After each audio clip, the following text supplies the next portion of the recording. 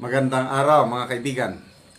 Pag-usapan natin ang pag-amin ng Pangulong Marcos Jr. na wala na siyang magagawa sa isang bagay. Surrender. White flag na, wala na akong magagawa.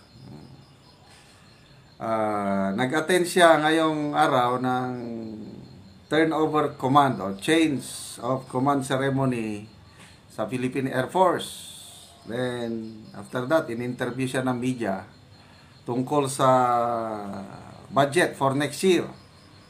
Ito ang kanyang paliwanag na wala na daw siyang magagawa kasi yung BICAM, hindi niya na pwedeng baguhin yung inaprobahan ng BICAM. Ibig sabihin, yung kanyang request kasi may National Expenditure Program. Ang daming binago ng mga mambabatas. Ibig sabihin, hindi siya sinusunod. Dagdag bawas. Kaya malaking sakit sa ulo ng presidente ngayon. What shall we do? Parang ganon. Parang binabagyo na naman siya. Okay, pakinggan natin ang kanyang pahayag tungkol sa bagay na ito. Well, we had to have a look because maraming nagbago from the budget request from the different departments, and we have to put it back in the same shape that we had first requested. So unfortunately, we are only left now. I am only left now with the veto power because tapos na sa BICAM. So na-approve na ng So wala na akong magagawa. Veto power na lang. Maraming nagbago sa request from the Executive Department. Panahon ni PRRD, bibihira na nagkaganyan eh. Mayroon lang na delay. Kaya lang hindi yung ganyan na ang daming binago, ang daming binawas, ang daming dinagdag. Grabe. PhilHealth, zero subsidy. Ano ba yan? Modernization ng Armed Forces. Pinagmamayabang pa naman ng Speaker of the House na top priority namin kayo, General. Sabi niya, tawag siya sa Chief of Staff. Tell it to your men na we will support you all the way. Tapos, December 13, Christmas party sa kampo. Nagmayabang ang Pangulo. We will build the world-class armed forces of the Philippines. That is a source of national pride. Gagaling magsalita.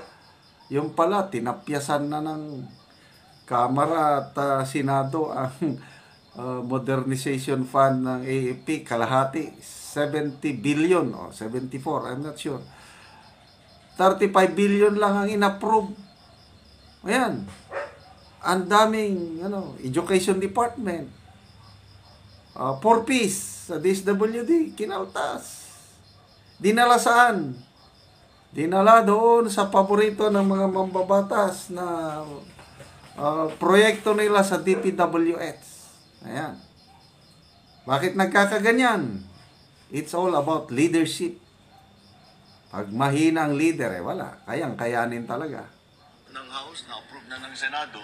Now it's up to us on how we regain control of the spending program. I cannot give you the details yet because that was we are now, that is what we are doing. We're going through item by item, line by line, to see what is priority and what is not, and that's what we will come up with. We were originally scheduled to sign into law the GAA tomorrow, 20th. Pero mukhang hindi kami matatapos pa at that time. So, I cannot give you a date because it will take as long as it will take. Yun, kita nyo? Bukas, pipirmahan na sana yung GAA. Wala eh. Maraming binago ng kanyang mga kaibigang congressman and senador. So, kailan pipirmahan? Hindi niya alam. So, ito na po, hirap na hirap ang Pangulo Sa ganitong trabaho, baka magkasakit siya. I want to be very, very sure that the budget for 2025 is directed at the important projects that we have prioritized, number one. And secondly, that there is Ano yung sabi niya na ang budget is dapat ilaan sa mga proyekto that we have prioritized. Ano ba yung sinasabi niyang prioritize kaya? Ang sana ibeto niya yung pagkaltas ng budget ng AFP modernization. Para naman hindi na tayo ibuli ng China sa West Philippine Sea. Pagdating ng panahon na kasing lakas na natin ang China, world class sabi niya eh. World class armed forces. Ang galing. Ano sa tingin nyo? Kaya ba ni PBBM na sa kanyang termino maging world class ang ating armed forces? Wow, sana magkakato. Sana magdilang anghel siya. O sana ibalik yung yung kinaltas sa AP modernization, yung PhilHealth, yung zero subsidy. Kailan wala, nagpaliwanag na siya eh. Sabi niya, may subsidy man o wala, huwag kayong mag-alala. Walang nagbago sa PhilHealth. Paitingin pa natin ang serbisyo ng PhilHealth. Ni isang kusing, hindi mababawasan ang inyong benepisyo. Ang sarap pakinggan yung mga salita ng Pangulo. Kung pakinggan mo kailang iba ang salita, iba ang gawa.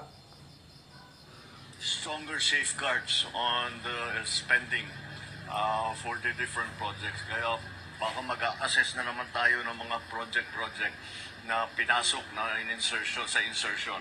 Because yung Yon ang problema, insertion, lalo na sa DPWH. Mr. President, pasalamatan ka pa namin kung busisiin nyo yung mga insertion sa DPWH. Nandyan na naman yung mga flood control projects para hindi na kayo pagtawanan ng taong bayan sa susunod yung SONA na para sa totoo lang, pwede nyo nang maipagmayabang na sa SONA sa susunod 2025 SONA. We have completed 5,500 control projects, flood control projects. Tapos nagbaha, bagyo, walang nangyaring baha. Ano kayo sa taong bayan, approve kayo sa taong bayan, basta busisihin nyo ang mga hindi yung hocus-pocus na naman. So, maganda rin itong ginawa ng Pangulong ito na busisihin.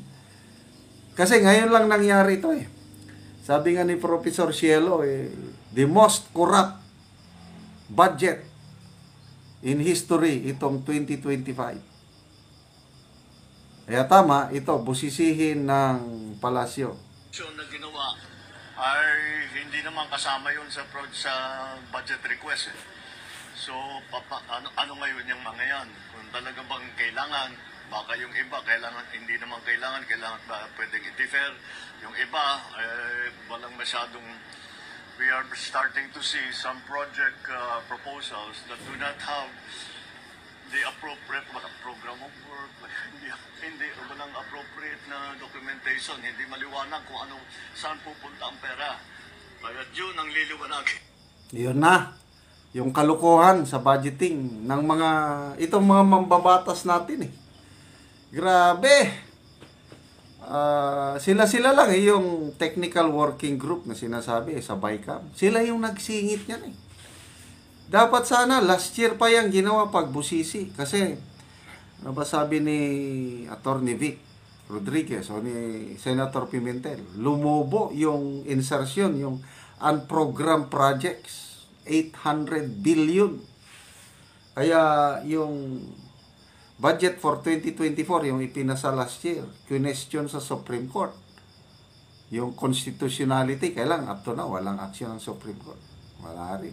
Kaya, sana nga, ito ang gagawin ng palasyo. Sana magpakita ng political will ang presidente na hindi pwede ito. Hindi pwede yan. Hindi pwede yan. Ibeto ko yan. So, sana maibalik yung mga, kung sa akin yung PhilHealth, dapat magkaroon ng subsidy ang PhilHealth. Yung education, yung tinanggal, dapat ibalik yung 10 or 12 billion ba. Yung modernization ng AP, yung 4Ps, kailangan talaga, speaking of ayuda, kailangan tulungan ang mga 4Ps. Huwag lang yung AKAP, tanggalin ang AKAP, tanggalin yung mga insertion sa DPWH.